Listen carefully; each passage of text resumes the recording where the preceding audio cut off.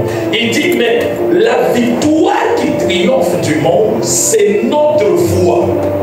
Ça veut dire, pour manifester cette victoire, c'est la foi qui nous donne accès à la manifestation de la victoire. Si nous avons la foi, nous pouvons manifester la victoire. Et cette victoire, c'est surtout ce qui peut être comme adversité. Dieu ne nous donne pas une victoire à moitié ou une victoire temporelle. Non, c'est une victoire éternelle. C'est une victoire définitive. Et c'est là, excusez-moi de dire ça, que je trouve que le combat spirituel mal enseigné ne permet pas aux chrétiens de vivre la victoire en Christ. Le combat spirituel mal enseigné met l'emphase sur les démons, la puissance des démons, les maladies des nuits font ceci, des choses qui ne sont même pas écrites dans la Bible. Des choses qui ne sont même pas écrites dans la Bible.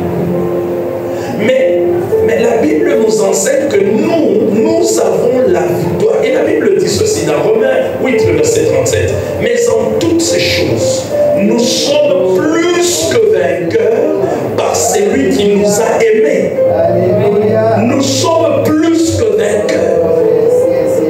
J'aimerais que tu répètes après moi. Je crois. Je suis plus que vainqueur. Jésus ne nous a pas donné juste un trophée, mais il nous a donné le statut de vainqueur. Le statut de vainqueur.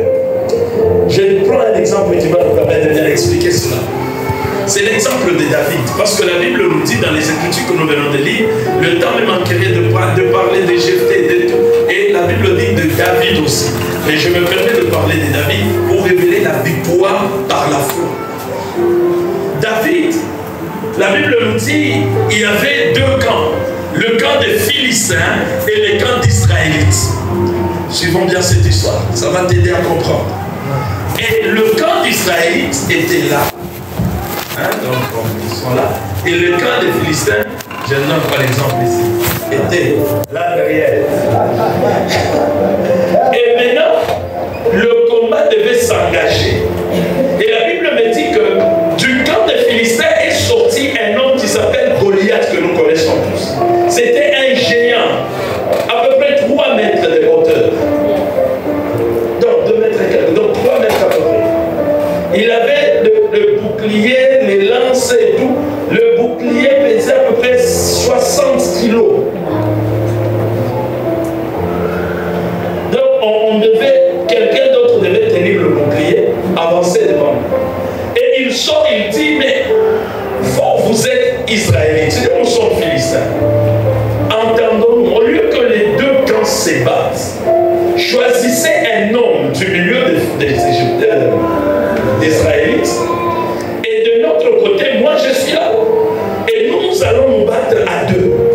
Mais celui qui va vaincre, son camp va bénéficier de sa victoire. Ça veut dire, si c'est moi qui vainc votre monsieur, mon camp devient vainqueur de votre camp. Si c'est votre monsieur qui me vainc moi, votre camp devient vainqueur. Et ils se sont battus. Nous connaissons l'histoire. Et David a vaincu. Quand David a vaincu, il a tué Goliath.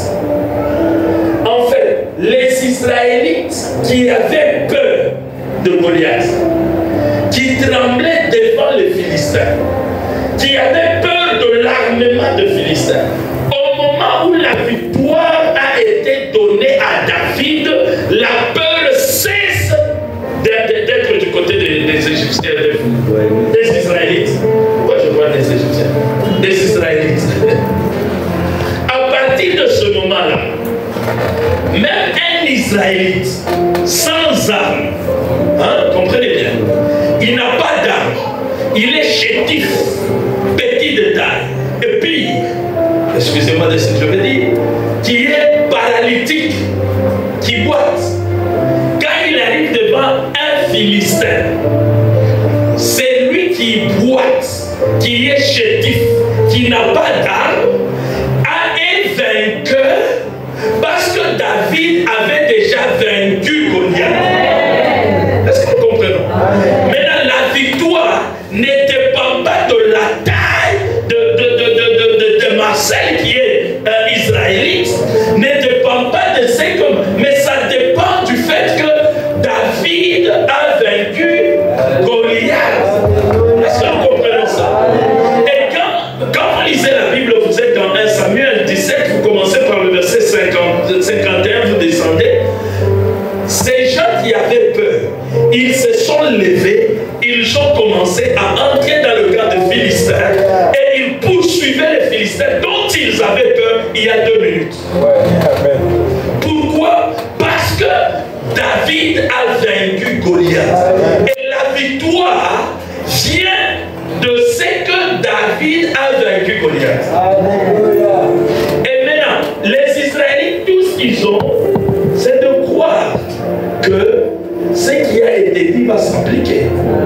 C'est quoi qui a été dit? Si dans votre camp quelqu'un vient, il me vainc moi, alors vous, votre camp, sera vainqueur sur nous. Juste cette parole-là.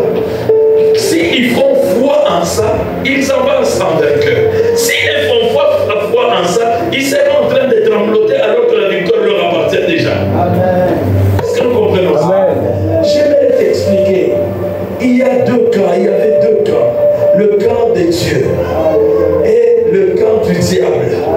Et le combat a été engagé. Du camp de Dieu est sorti un homme, Jésus de Nazareth. Il a pris la race humaine pour qu'il soit et qu'il appartienne à la race humaine et qu'il te représente toi et moi dans ce combat-là. Et de ce camp est sorti Jésus.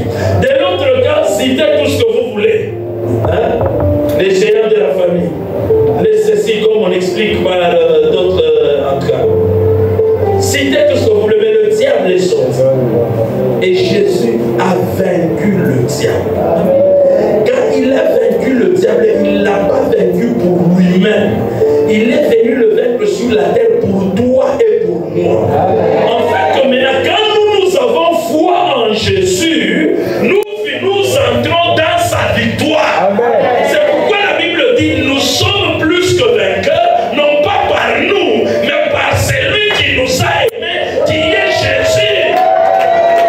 Le fait de croire, tu entres dans la victoire.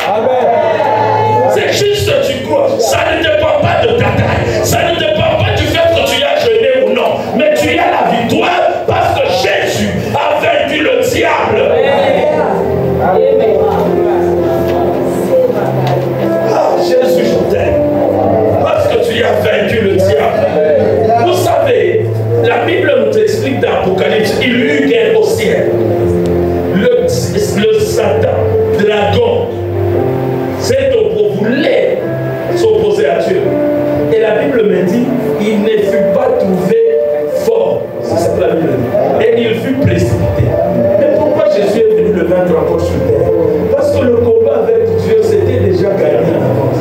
Quand il est venu sur la terre, c'est parce qu'il voulait représenter la race humaine dans un combat, afin que nous, par notre foi, nous nous identifions en Jésus et que nous puissions participer à sa victoire. Est-ce que tu comprends ça? Vous savez, il y a 2 équipes qui jouent, Congo-Brazza contre Gabon. Congo-Brazza, je ne connais pas les joueurs. Ok, mais quelles sont les grandes équipes? Barça et quoi? Real. Barça et Real qui jouent. Barça gagne. Barça gagne. Oui, Messi. C'est qui? Ah, quel Messi? Ah. Non, c'est moi, non? Dembélé. Alors, mais donc Dembélé, il est dans quoi? Barça. Dembélé dribble. Et il marque. Et le camp du côté de Barça, il dit, waouh, nous avons gagné. Puis, pour le sifflet final, c'est fini, le match est fini. Quand tu es à Brazzaville, même si tu vois du côté des autres, c'est qui est Vinicius. Même toi, si Vinicius arrive ici à Maya, toi tu n'as pas les compétences de Vinicius.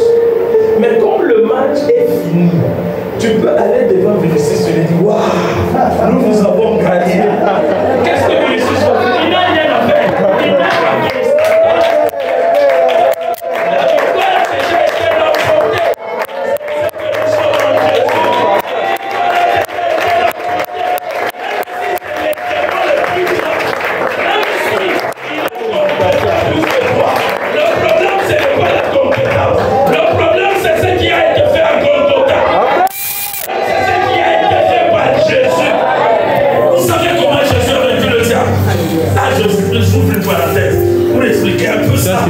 C'est important qu'on comprenne ça. Premièrement, vous savez, le diable a vaincu le premier Adam dans le jardin d'Éden. Comment? Il a dit à la femme, est-ce que Dieu a-t-il réellement dit? Et la femme a douté, et la femme a mangé, a pris de l'arbre. Et là, c'était la victoire du diable sur la race humaine. Et la race humaine est tombée. Maintenant, Jésus est venu comme le dernier Adam. On dit la Bible dans Corinthiens 15. Jésus est le dernier Adam. C'est comme le match retour. Le match il a fait tout et le diable est venu tenter Jésus et plutôt Adam, le premier Adam, alors qu'il était au milieu des délices. C'est-à-dire, il y avait des fruits, il y avait tout ce qui était nécessaire pour manger, boire, tout était là. Et il a fait. Mais maintenant, le second Adam, lors du match retour, il s'est dit non, je vais d'abord être à jeûne pendant 40 jours et 40 nuits. Il n'a pas mangé. Et maintenant, le diable vient pour le match retour. Dans le premier, c'était dans le jardin d'Éden où il y avait tout, mais l'homme n'a pas su résister. Mais dans le match retour, c'était dans le désert où il n'y a rien. En plus, Jésus, affaibli par la faim et par la soif, parce qu'il n'a pas mangé 40 jours et 40 nuits. Et c'est là que le diable vient. La Bible dit le serpent. Dans Genèse 3, on nous parle du serpent qui a parlé à la femme et la femme a cédé. Mais dans Matthieu 4, après avoir jeûné 40 jours et 40, le serpent est revenu encore. Comme dans l'Ancien Testament, il a parlé au second Adam. Il lui dit, comme toujours dans l'Ancien Testament, là c'était, il mange le fruit. Ici, il lui dit de transformer le pierre en pain pour qu'il mange. Mais le second Adam, hé Jésus, je t'aime parce que tu as renversé le diable. Je t'aime parce que tu as renversé le diable. Le premier n'a pas su dire, il est écrit pour résister au diable. Mais le dernier Adam, quand le diable vient, il lui propose des choses. Il dit, il est écrit. Il s'accroche à la parole de Dieu. Et ainsi, il vainc le diable. 1-0. Premier. Là, c'était le premier du chaos. Et le match continue. Le match continue. Le dernier but est intéressant parce que c'était à la croix. La Bible me dit, je suis dans Colossiens 2, le verset 14 et 15. Je répète le verset 14. La Bible dit, il a effacé l'acte dont les ordonnances nous condamnaient et qui subsistait contre nous. Il les a effacés en croix à la croix.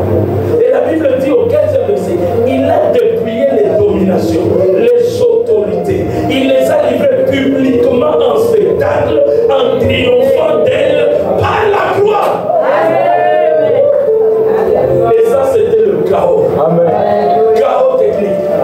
Maintenant, nous chrétiens, qu'est-ce que nous avons à faire? Nous avons à croire à ce que la Bible dit et nous entrons dans la victoire.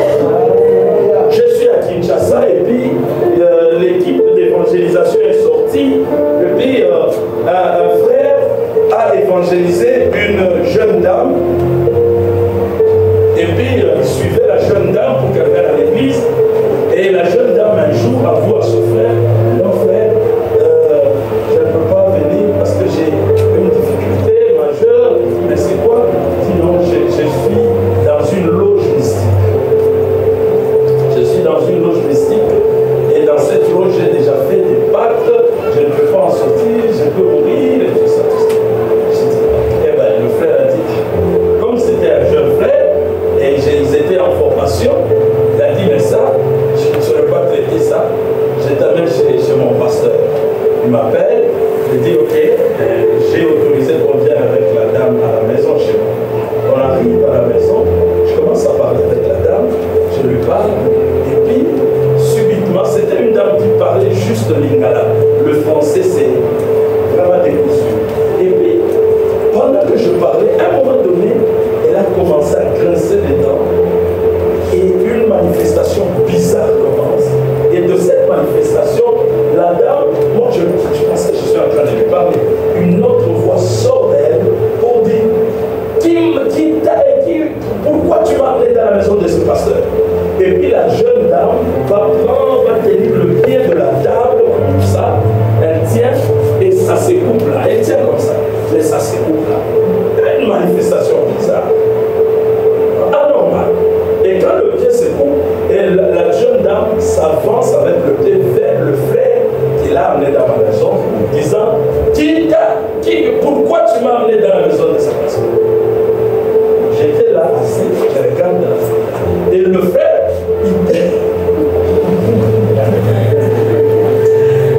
mais je sais une chose, nous sommes plus que vainqueurs. Quelles que soient toutes les choses que le diable peut faire, nous sommes plus que vainqueurs. Et vous savez ce que j'ai fait? J'étais assis. J'ai simplement dit au nom de Jésus. Et la dame, et le bâton, le pied de rejeté.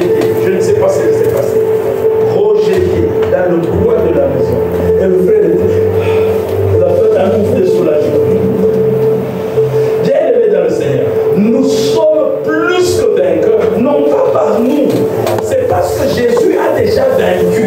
Et comme il a déjà vaincu, comme le match de Barça est réel, même si tu n'as pas joué, même si tu as regardé juste à la télé, mais le fait que David est plutôt, le fait que le Real a gagné, qu'on a sifflé, c'est fini, c'est tout le camp des Real qui est vaincu. De la même manière, on a déjà donné le coup de sifflet final. Jésus a dit tout est accompli. C'était le coup de sifflet final. Tout est accompli. Il a accompli tout. Maintenant, nous chrétiens, par notre foi, nous devons entrer dans cette victoire. C'est en fait le problème des chrétiens. C'est comme quand je donne l'exemple de ce match là, on a dit Real contre qui? Basta. Supposons que tu n'avais pas de télé chez toi. Le jour où le match s'est joué. Et puis tu ne connais pas qui a gagné. Tu rencontres quelqu'un d'autre. Tu prends de ceux-là qui n'ont pas gagné. Ceux-là qui n'ont pas gagné, c'est qui? Real. Tu rencontres quelqu'un, tu prends de ceux-là qui n'ont pas gagné. Et toi, tu n'as pas l'information. Et tu le rencontres. Nous avons un joueur fort. Vinicius, il est très puissant. Il marque des buts comme ça. Et puis toi, quand tu n'as pas regardé les matchs, tu n'as pas l'information, tu commences à prendre. Peut-être qu'on nous a gagné. Et puis, il peut profiter de ton ignorance pour te dire des choses, pour t'humilier, pour te faire subir des choses. Mais si par hasard vous êtes en train de passer quelque part, vous arrivez à Glory Church, et puis vous arrivez, on est en train d'enseigner sur la victoire que Jésus a remportée il y a plus de 2000 ans. Tu as l'information maintenant. À partir de ce moment, tu dois te réveiller. Tu dois dire au gars, hey gars, c'est nous qui sommes vainqueurs. C'est nous qui sommes vainqueurs. Ici, je viens t'informer, Jésus a déjà vaincu le diable. Jésus a vaincu les maladies. Jésus a vaincu la mort. Jésus a vaincu toutes ces choses-là.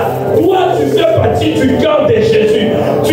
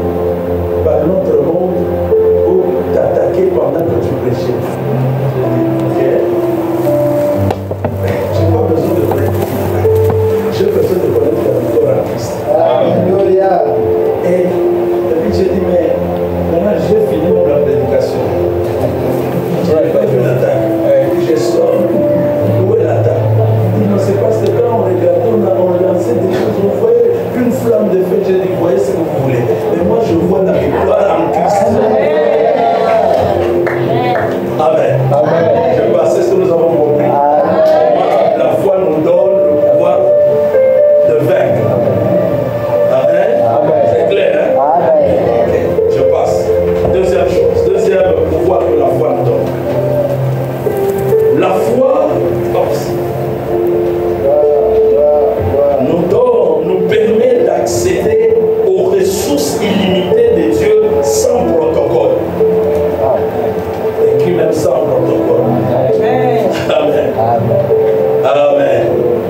La foi nous permet d'accéder aux ressources de Dieu sans protocole. Ici, je nous ramène dans l'histoire de la femme à la perte de sang. Et bien aimé, le problème c'est de croire la parole de Dieu.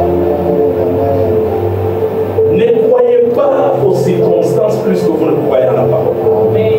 La parole de Dieu, c'est la genèse de toute chose. Ce que Dieu dit reste dit, quel que soit ce qui arrive.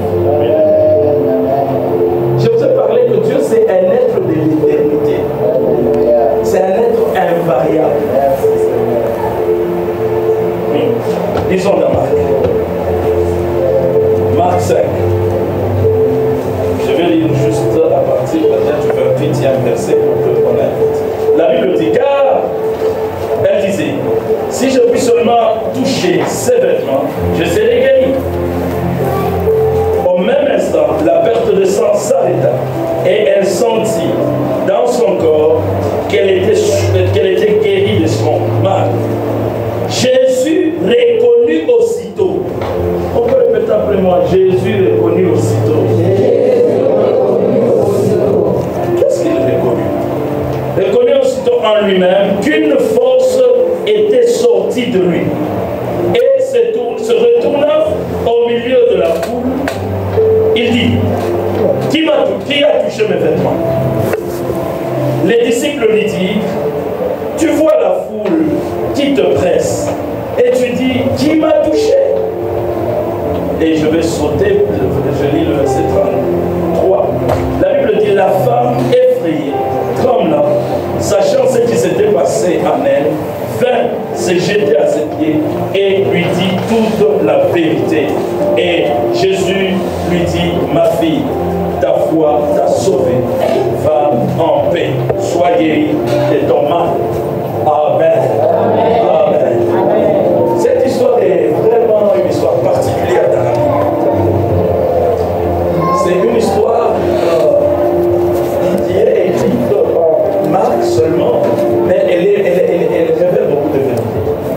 La Bible nous dit que Jésus était entouré de tout le monde. Et puis, une femme, comme on l'a dit, qui avait la perte de sang, et allait toucher le port du vêtement de Jésus. D'abord, quand vous lisez avant, c'était quelqu'un d'autre qui avait eu un souci. Il dit, Seigneur, viens, tu vas aller guérir. Jésus dit, bon, alors je vais guérir la personne qui est malade chez toi. Pendant que Jésus est en train d'aller à la maison de ces messieurs pour guérir la personne qui était malade, alors la femme à la perte de sang surgit. Je n'aurai pas le temps de vous enseigner le protocole. Parce que là, on voit comment l'enfant opère dans une dimension. Alors, cette femme surgit alors que Jésus allait pour guérir une autre personne. Et une personne qui a déjà fait sa requête avant. Maintenant, ici, la femme surgit, elle se dit, je vais toucher au port du vêtement. Elle touche au port du vêtement de Jésus. C'est que j'aime. C'est que la Bible dit, Jésus ayant reconnu en lui-même qu'une force l'a quitté. Et se retourne vers ses disciples et dit, qui a touché mes vêtements? Les disciples lui disent, Seigneur, tu vois qu'une foule te presse et tu dis, qui m'a touché? Ça veut dire tous les touchés ne sont pas ceux-là qui peuvent permettre à la puissance de Jésus de guérir. Amen. Mais je crois le toucher que tu fais aujourd'hui en étant là, une force qui t'aidera Jésus. Une force qui t'aidera Jésus. Et il y aura une solution. En fait, quand vous lisez le texte, c'est comme si Jésus a guéri inconsciemment. Parce que avant, quand vous lisez les autres guérisons, Bartimée par exemple, il dit, fils de David, aie pitié de moi. Et Jésus dit, faites-le venir. Quand il arrive, Jésus dit, qu'est-ce que tu veux que je fasse? Et Bartimée. Et Jésus lui dit, ok, ta foi t'a sauvé. Et puis, quand vous arrivez dans d'autres guérisons, c'était à peu près les mêmes scènes. Même le monsieur qui a appelé Jésus, qui l'a gémi, c'était, il appelle, il lui dit le problème, Jésus dit, allons-y, je vais guérir. Et il commence à... Mais ici, c'est tout autre. Sans que Jésus n'ait une demande préalable de la femme. La foi de cette femme lui permet d'accéder aux réserves illimitées de Dieu, sans qu'elle ne parle, sans qu'elle ne dise ce mot. Et elle touche. Et Jésus constate seulement. Dieu constatera aujourd'hui qu'il y a une force qui a quitté, mais la destination sera ta vie, parce que tu vas exercer ta foi. Amen. Et même les disciples qui étaient là autour de Jésus, qui assuraient un semblant de protocole, quand quelqu'un veut, et puis ils peuvent dire à Jésus, comme de la femme syro-phénicienne, ils ont dit, Jésus, cette femme dérange, est-ce que tu ne peux pas la... En fait, là, même les disciples étaient surpris. Parce que la foi peut s'infiltrer, arriver jusque dans la réserve de Dieu, ouvrir la réserve de Dieu et laisser guider de la réserve de Dieu la puissance nécessaire et suffisante pour aller toucher ta situation de manière, je veux dire, silencieuse.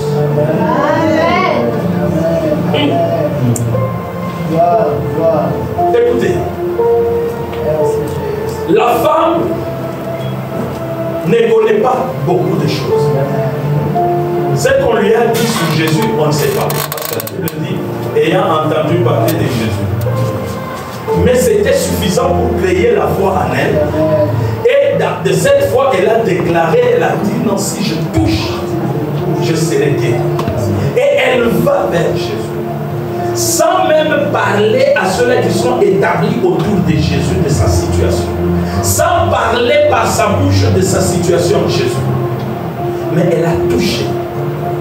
Et elle a accédé aux réserves de Dieu. Amen.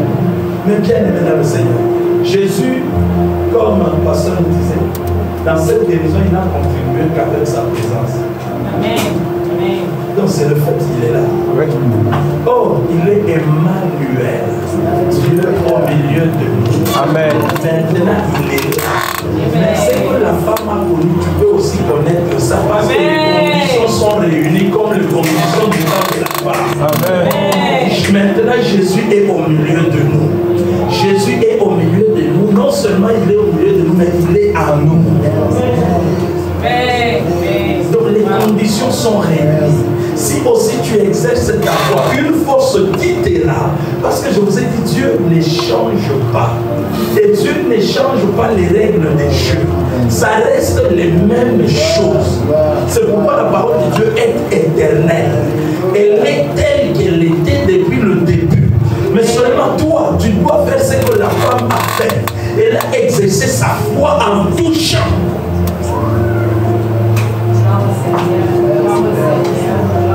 Les réserves de Dieu sont disponibles. C'est ta foi qui ouvre la porte.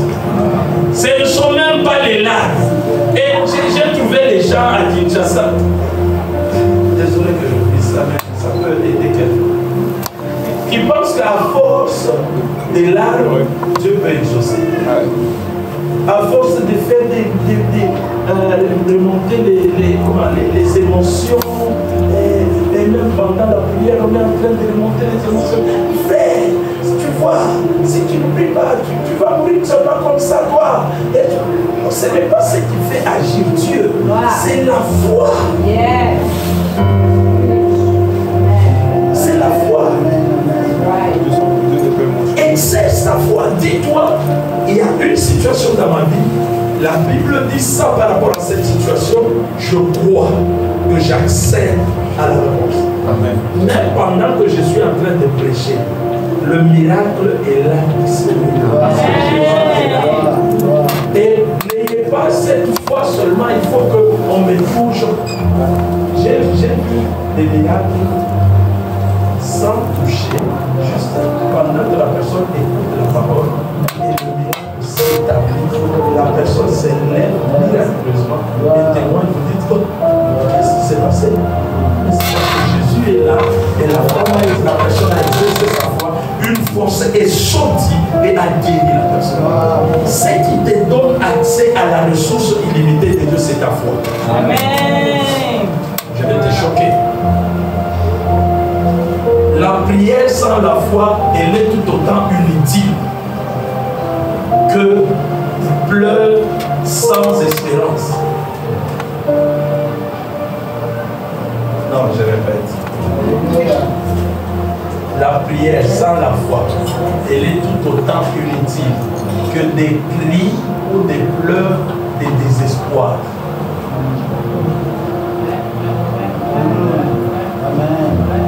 Ce qui donne la valeur à la prière, c'est la foi. C'est pourquoi dans Marc 11, le verset 24, il dit, en vérité, je vous dis, si vous, tout ce que vous demanderez en priant, si vous croyez que vous l'avez reçu, c'est alors que vous le verrez s'accomplir. Il ne dit pas si vous priez seulement, mais c'est si vous croyez. C'est ça la condition. Alors c'est la foi qui te permet d'accéder aux réserves de Dieu. Et ça me fait mal de réaliser que nous adorons un très grand Dieu, mais nous vivons un petit Dieu. Quand quelqu'un veut adorer, Seigneur, c'est toi qui as ouvert la mer rouge en deux, Seigneur. Tu es celui qui est plus puissant que les démons, plus grand que ceci. Tu es, Seigneur, tu es ceci ou cela. Seigneur, il n'y a rien d'impossible devant toi. Mais la personne, dans sa vie, il ne vit pas ce que Dieu est, ce que Dieu a et ce que Dieu peut.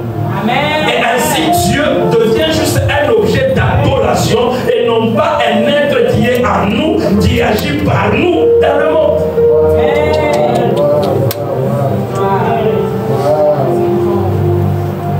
Amen. Amen. Amen. Amen. Parce que les gens manquent de foi. Les gens ne croient pas en Dieu. Les gens disent des choses par rapport à Dieu, mais ils ne croient pas. Vous savez, si vous avez un parent à la maison, il est directeur national de quelle grande compagnie ici on peut citer? Bon, de Total. Directeur national de Total. Et puis, quand vous lisez ces documents, c'est lui directeur national de Total. Quand l'enfant va à l'école, il dit, mon père, il est directeur national de Total. Dans le quartier, mon père est directeur national de Total. Mais quand l'enfant manque un stylo à l'école, on le voit pleurer, et puis on se dit, c'est lui qui disait que son père est directeur national de Total. Mais il manque un stylo, regarde sa réaction. Je ne sais pas vraiment. Ma vie ici, elle est foutue. Je ne sais pas qui donnerait la solution à cette situation. Les stylos, vraiment, je manque de stylos. Alors, le même enfant, tu le vois, il dit, mon père, directeur, c'est ce que nous faisons de Dieu. Nous parlons. Dieu, il est le créateur des cieux, de la terre, des grandes eaux. C'est lui qui a fait ceci. Mais devant une situation je ne sais pas, juste s'effaler. Juste une situation de manque d'argent. Juste une situation de ton chef t'a dit ceci, le médecin a dit ceci. Tout ce que tu déclarais là, c'est le contraire que tu manifestes. Amen. Amen. Nous avons un Père qui est plus que le directeur national de Total. Maintenant, ne nous arrêtons pas à dire ce qu'il est. Amen. Nous devons vivre ce qu'il est. Pour vivre ce qu'il est, nous devons activer notre foi. Et c'est notre foi qui nous introduit dans les réserves de ce qu'il est, de ce qu'il a et de ce qu'il peut. C'est notre foi. Et cette femme, c'est fort, hein, parce qu'elle n'a même pas dit ce qu'elle voulait à Jésus.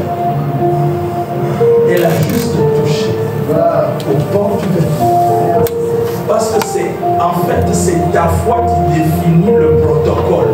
Alléluia. Alléluia. Oh, c'est ta foi, toi, qui définit comment tu vas y accéder. Sa foi à elle, c'était que je touche seulement. Si par exemple, il s'était dit que je le vois seulement, je serai guéri. Donc, elle serait guérie quand elle aurait vu. Si seulement elle avait dit que j'écoute seulement, et je serai guéri. Si elle aurait écouté, elle serait guérie. C'est la foi qui définit le protocole d'accès à la ressource de Dieu. C'est pourquoi cet homme, lui, il a demandé à Jésus, est-ce que mon serviteur m'a dit, est-ce que tu peux aller? Jésus a dit, viens, on va y aller. Parce que lui, selon sa foi, il faut que Jésus arrive. Et puis, parle, déclare. D'ailleurs, pendant que Jésus allait, la situation s'est empirée. Et on est venu dire à ce monsieur, mais le type pour qui tu veux compris, il est mort. Jésus l'a encouragé, dit non, continuons à une fois. Mais pourquoi? Parce que son protocole était long. Le protocole de sa foi, c'était aller. Tiens, on commence à y aller. Mais le protocole de cette femme était court. C'était si je touche seulement, je serai guéri.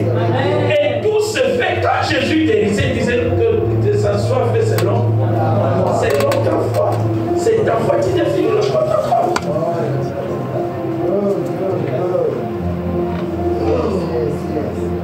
Et ainsi, quand je prie par exemple pour les malades, il y a d'autres qui sont guéris instantanément par rapport à leur foi. Il y a d'autres, ça va être progressivement. Le dernier séminaire où j'ai témoigné, j'ai dit il y avait une dame avec Betty. Il y avait un autre monsieur, il y avait un problème d'emploi. Bon, sa femme vient m'expose le cas. Et je prie, généralement, quand je termine de prier, quand moi j'ai la foi, j'ai dit toujours, c'est fait. J'ai dit, ok, c'est fait, non. Alors, elle avait aussi la foi et le protocole de sa foi a défini qu'il faut que cette semaine-là, son mari retrouve l'emploi. Comme c'était un séminaire, je reviens le dimanche, elle me dit, papa, c'est pas possible ce qui arrive. Je dis, c'est quoi qui est arrivé? Elle me dit, mais en fait, quand vous avez prié, j'ai cru que mon mari a un an. On l'a nommé au cabinet du ministre. Donc j'ai prié comme aujourd'hui, 1 ou 2 jours après, nomination, donc le monsieur est parti au cabinet ministériel. Il dit, mais papa, j'ai dit, mais oui, en fait le problème, c'est quoi? C'est le protocole de ta foi. Amen. Cette femme m'a dit, si je puis toucher, je serai guéri. Et puis elle a touché, elle était guérie. Amen. Mais cet homme, lui, il a dit, allons-y. Et Jésus a dit, ok. Jésus commençait à aller. Or, le même Jésus, au centenaire, a dit, le monsieur lui a dit, non, si tu dis seulement une parole. Et donc, c'est là que Jésus a dit, oh, même en Israël, je crois que c'est le aussi. Et puis, la personne était guérie sur base du protocole de ce monsieur-là. Il dit, mais si tu dis un mot, c'est votre foi qui définit le protocole d'accès à la résurrection. C'est pourquoi quand je prie pour les malades, généralement, je prie, il y a d'autres qui sont guéris instantanément, d'autres, c'est progressif. Je ne m'en fais pas. Moi, j'exerce ma foi. Alors, dans la réception, la personne, en fait, Dieu, il va attendre, il va suivre le protocole de la foi de cette personne. Est-ce que nous avons compris ça? Amen. La foi nous donne le pouvoir d'accéder aux ressources illimitées de Dieu, mais selon quoi notre protocole. Pas le protocole de Dieu, c'est nous qui définissons le protocole. C'est pourquoi je dis sans protocole de la part de Dieu, mais nous, notre foi définit le protocole. Amen. Amen.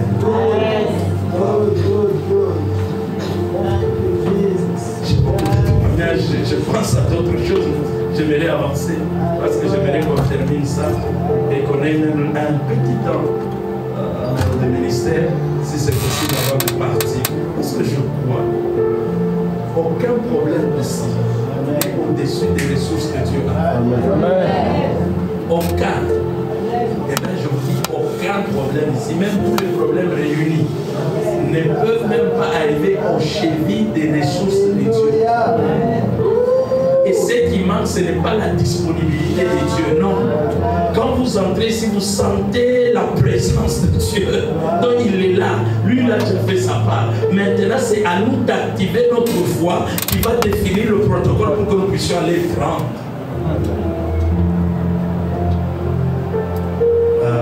Amen. Est-ce que tu es prêt d'aller prendre? Amen. Wow. Je bénis Dieu parce que je sens des témoignages ici. Des témoignages ici. Gloire à Jésus. Amen. Et troisième pouvoir que la foi nous donne. La foi nous permet d'aller au-delà des limites naturelles. La foi nous donne le pouvoir d'aller au-delà des limites naturelles. J'aime beaucoup cette écriture que je vais vous lire. Hébreu, nous retournons dans Hébreu 11. Nous lisons le 11e verset. Écoutez ce que la Bible dit. C'est par la foi que Sarah elle-même, malgré son âge avancé, est-ce qu'on peut dire âge avancé? Âge avancé. Fut rendue capable d'avoir une postérité parce qu'elle crut. Parce que quoi? Elle crut à la fidélité de celui qui a fait la promesse. Et la suite dit, le 12e verset, c'est pourquoi d'un seul homme déjà usé de corps naquit une postérité nombreuse comme les étoiles du ciel, et comme le sable qui est sur le bord de la mer et qu'on ne peut compter. Amen. Amen. Est-ce que vous comprenez ça? C'est par la foi que Sarah elle-même fut rendue capable. Qu'est-ce qui a rendu capable? Par la foi. La foi peut te rendre capable d'aller au-delà des limites naturelles. La limite naturelle ici, c'était quoi? C'était l'âge. Sarah avait combien? Avait 90 ans. On a vu un coco en train de jeter la salive. Non, mais c'est parce que nous lisons tellement ça, nous banalisons, nous ne contextualisons pas ça. Essayons de contextualiser. C'est-à-dire une dame, peut-être si elle était forte, elle marcherait, mais peut-être un peu inclinée parce que 90 ans, c'est pas peu. Mais puis, elle dit à Abraham, et Abraham voit seulement, elle jette la salive. Et dit Abraham, bon, c'est quoi, je commence à jeter la salive. Elle dit, mais est-ce que tu peux m'acheter les... C'est quoi qu'on cherche? Hein? Les membres. Est-ce que tu peux m'acheter les mabélés et les membres? Abraham dit, c'est quoi? Abraham va envoyer son serviteur, je contextualise, hein, non? Alors, Abraham on donne les membres et les mabélés. Elle mange et puis elle dit, je vais vomir. Elle vomit. Si c'était aujourd'hui, Abraham va dire, mais va faire le test de grossesse à 90 ans. Amen. Amen. Amen. Mais qu'est-ce qui fait ça? C'est qu'en fait, quand tu as la foi, les limites naturelles n'existent pas pour toi. Je sais que c'est une affirmation très forte. Amen. Mais c'est la vérité.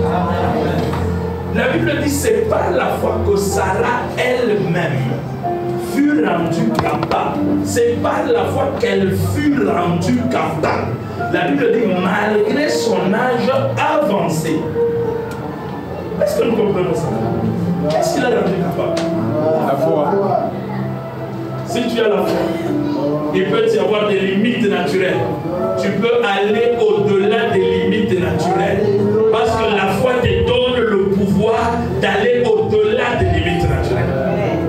Mais bien aimé, je vous prêche les choses que j'ai vécues, que j'ai vues. Alléluia. Et là où les hommes disent que c'est fini, on te dit que non, là c'est fini, il n'y a plus rien, on peut espérer à rien. Bon, vous êtes condamné à vivre comme ça, à être comme ça. Il y a 2 semaines, j'ai participé à un événement et il y a une femme qu'on a déclaré cancer du sein. Et elle manquait de moyens. Et quelqu'un est venu nous parler de Christ. On l'a emmené à l'église. C'était foutu. Et déjà, il y avait des manifestations externes. Le sein a pris le volume comme pas possible. Donc, c'était plus possible de s'habiller normalement comme une femme. Parce que c'était désespéré. N'ayant pas de moyens.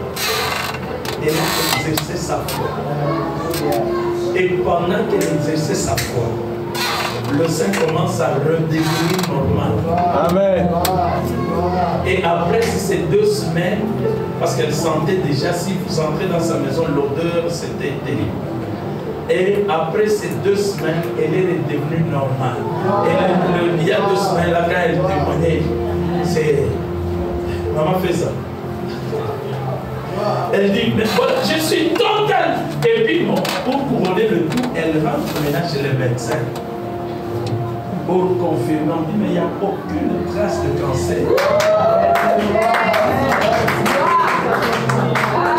Quand j'ai écouté le témoignage, j'ai dit, oh, Jésus est capable. La foi peut nous rendre capables.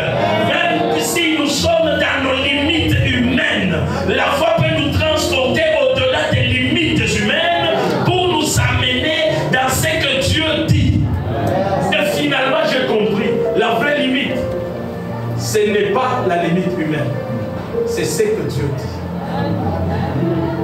dit. Et d'ailleurs, Kenneth Hagin disait souvent que la vraie foi ne commence que là où la volonté de Dieu est crue. Amen. Donc ce qui doit être ta limite, c'est la volonté de Dieu et non pas toutes les limites humaines. Avec la foi, tu peux aller au-delà de ça. Dans notre église, il y a un frère qui vivait misérablement. Et alors qu'il veut se marier, la belle famille a parlé, mais tu n'as même pas d'emploi. Comment tu vas nourrir notre fille? J'ai dit au frère, bon, il faut que tu te prépares quand même.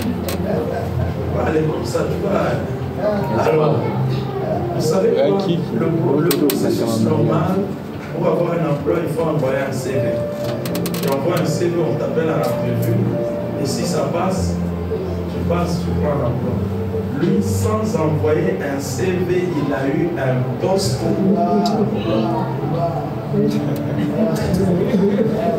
Il a pu se marier, il a donné toute la dot, il a organisé une grande fête, bonne fête, et je dis waouh.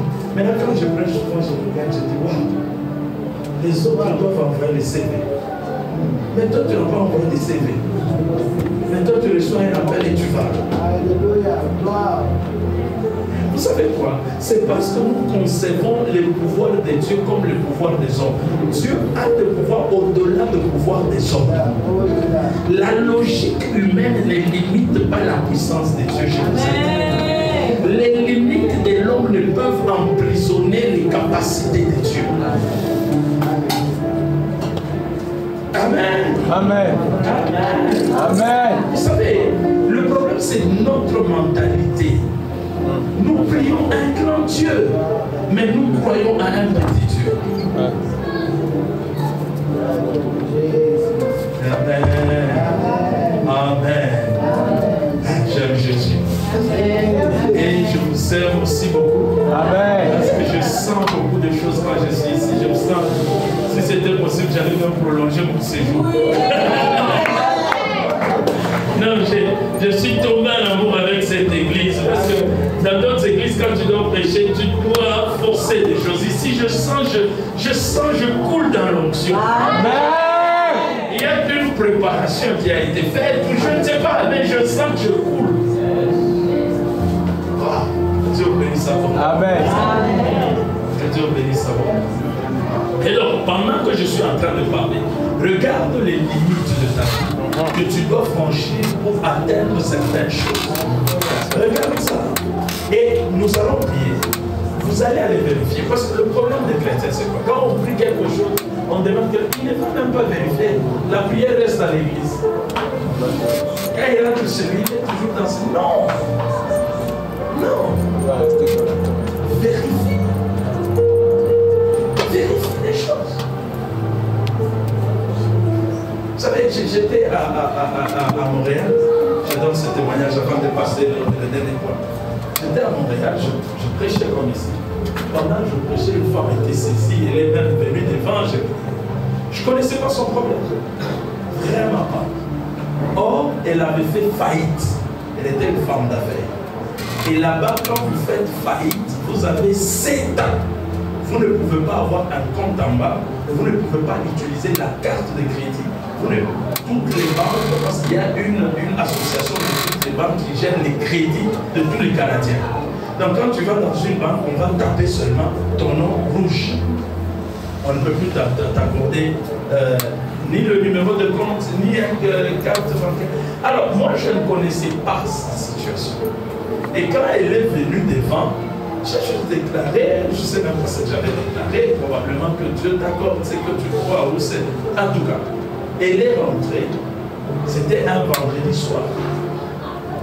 Et le dimanche matin, je devais prêcher dans notre église maintenant, parce que c'est là que j'étais invité. Je la vois le matin à notre église. Je dis, mais qu'est-ce que vous êtes, Madame Bernadette, c'est quoi le problème? Vous êtes venu très tôt à notre église. Elle me dit, mais parce qu'il y a quelque chose d'anormal qui m'est arrivé. Je sais quoi. Elle me dit, mais en fait, je suis reconnu comme faillite là-bas au Canada. Quand on te dit que tu es tombé en faillite, tu as même peur de le dire. C'est pire qu'une maladie. Parce que qui va te prêter l'argent? Qui va te donner? Alors, elle me dit, mais j'étais en faillite, ça fait 2 ans. Maintenant, toutes les banques ne pouvaient pas m'accorder l'argent. Et le jour-là, je n'avais que $20. Le jour que vous avez prêché, en tout et pour tout, je n'avais que $20. Et vous avez déclaré, je suis rentré chez moi. C'était un samedi. Contre toute attente, ce n'est pas le samedi que les banques travaillent normalement. Je reçois un appel le samedi. Et l'appel, on me dit, madame, est-ce que vous voulez avoir, nous avons vu que vous avez tenté plusieurs fois d'avoir une carte de crédit. Est-ce que vous êtes toujours intéressé? J'ai dit, elle a dit, oui. Alors le monsieur a dit, oh non, attends, elle met en attente. Alors la dame, au bout du fil, elle dit à taper dans la machine, il va voir que je suis faillite. Donc il me reste encore 5 ans pour que j'aie accès au système bancaire. Donc certainement, le monsieur va me dire ce que j'ai déjà entendu plusieurs fois.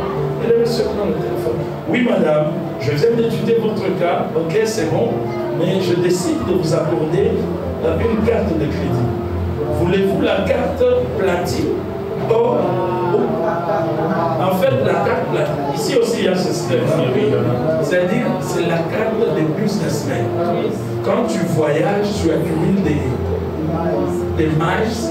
Quand tu as des assurances sur ça, on ne la donne pas à n'importe qui. On la donne à quelqu'un qui a fait ses preuves. Il a eu des crédits, il a remboursé. Il a eu des crédits, il a remboursé ça. Alors on lui donne cette carte. Quand tu es un débutant, on te donne un carte de $500 seulement. Mais à elle, on lui dit, est-ce que tu veux la carte la plus... Alors elle dit, oui, c'est celle-là que je veux. Alors on lui dit, ok, merci madame, vous aurez votre carte au courant de la semaine. Et alors, merci beaucoup et passez un bon week-end. Il coupe le téléphone, la dame n'en revient pas. Les limites naturelles veulent qu'elle attende 5 ans. Et c'est la loi qui fixe. Et ce n'est pas au Congo, Brazza, au Congo, Kinshasa, où on peut tripoter avec la loi. Là, c'est au Canada. Amen. Amen. platine avec 7 000 $ d'argent qu'elle veut utiliser. Oh. Cette histoire de la Bible, c'est pas un jeu. La foi là, ça marche à 110 000 %. Comme je vous dis, on ne t'attend pas là avec la foi. C'est pas comme si, essayons encore, quand tu es devant le médecin, on te dit, on va essayer d'abord petit piron. Si ça ne marche pas, on va passer à la vitesse supérieure. Non, la foi, on n'essaye pas. La foi, ça fonctionne. Amen. Partout il y a la foi, il y a résultat. Amen. Je finis en vous disant, la foi te permet...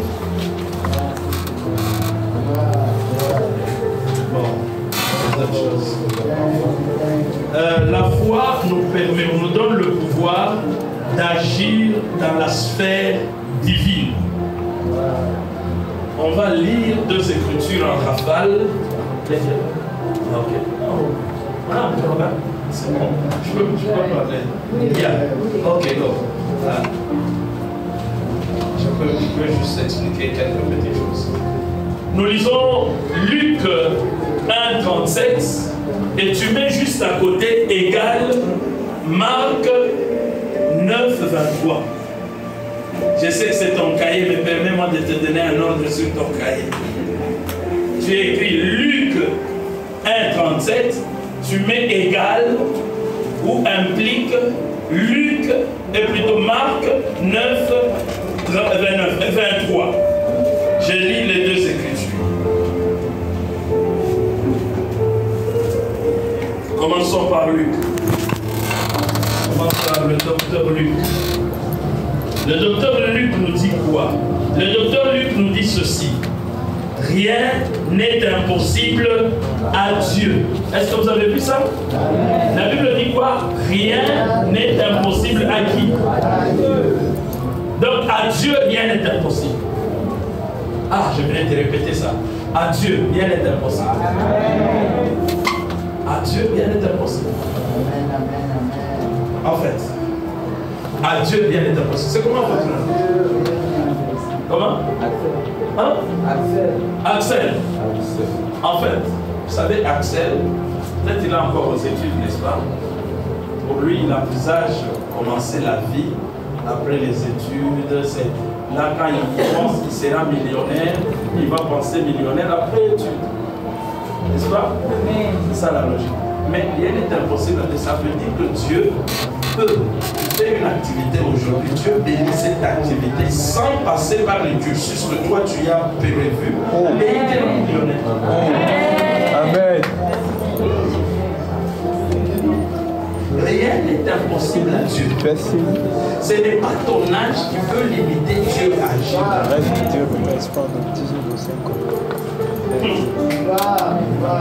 Rien n'est impossible à Dieu. Rien n'est impossible à qui? À Dieu. Maintenant, lisons Marc. On retourne dans Marc 9, verset 23. La Bible dit quoi? Écoutez ceci. Jésus dit, si tu peux, tout est possible à celui qui croit. C'est presque la même affirmation. De l'autre côté, c'est dans la négation, ici, c'est dans l'affirmatif. Tout est possible. Là, on parle de l'impossibilité. Rien n'est impossible à Dieu.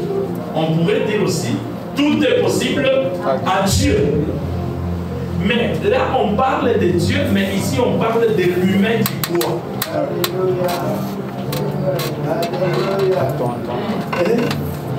Ça veut dire que la foi te permet d'accéder aux sphères divines et d'agir comme Dieu. Amen.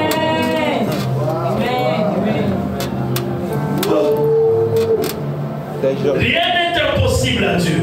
Mais de l'autre côté, on dit tout est possible à celui qui croit.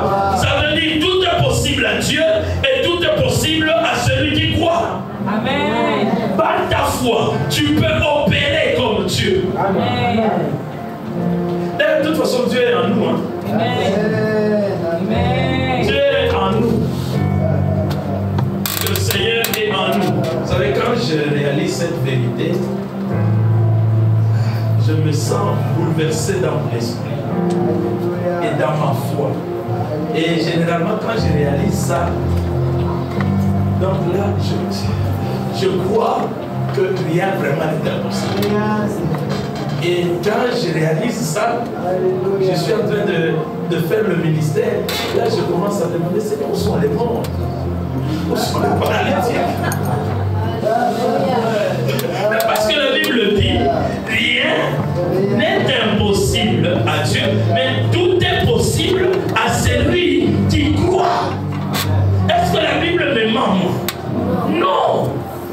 C'est l'unique livre le plus pratique et le plus véridique au monde. C'est la Bible. La Bible, ce n'est pas un livre théorique. C'est-à-dire, elle dit ce qui est faisable.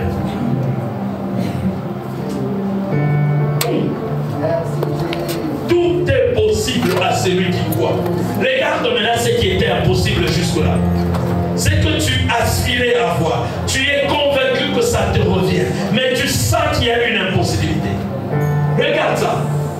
Mais maintenant, je viens t'informer. Tu peux y accéder par ta foi. Je ne te dis pas demain. La foi est now. La foi, c'est aujourd'hui. La foi, c'est maintenant. La foi, c'est maintenant. Et pendant que je te parle, il est possible, si tu exerces ta foi, les anges sont en service, en train de faire des choses, et tu vas juste constater le résultat. Tu vas constater le résultat, parce que rien n'est impossible à Dieu, mais tout est possible à celui qui croit en ce Dieu-là. Oh my goodness. Amen, amen, amen, amen, amen. Merci Seigneur. Et celui qui dit ça, ce n'est pas même Pierre, mais c'est Jésus lui-même. Alléluia. Parce qu'on lui amène un cas compliqué et puis le monsieur, si tu peux. Il dit non. Rien n'est impossible. Et plutôt tout est possible à celui qui croit. Il renvoie la balle non pas à lui, à ce que lui peut. Il renvoie la balle à ce que l'homme peut croire. Alléluia. Parce que l'homme lui dit, mais frère, mon enfant et tout ça, mais si tu peux. Il commence à dire, si tu peux. Est-ce que vous avez constaté ça? Non, je vous lis encore. Non, parce qu'il faut qu'on comprenne. C'est la parole de Dieu. Amen. C'est 23. Vous savez, je commence même par le verset 18. Non, commençons par le verset 14. Lorsqu'il fut arrivé près des disciples et vit autour d'eux une grande foule. Et bon, je peux sauter ça. Voilà, 17e verset. Et un homme de la foule lui répondit, Maître, j'ai amené auprès de toi mon fils, qui est possédé d'un esprit muet. En quelques lieux qu'il le saisisse, il le jette par terre. L'enfant écume, graisse les dents et devient tout vert. J'ai prié tes disciples de chasser l'esprit et ils n'ont pas pu. Comprenez ça? Maintenant, j'en viens au verset 21. Jésus demanda au Père, combien y a-t-il de temps que cela lui arrive? Depuis son enfance, répondit-il. Et souvent, l'esprit le jette dans le feu, dans l'eau, pour le faire périr. Mais si tu peux, voilà. Il dit quoi? Mais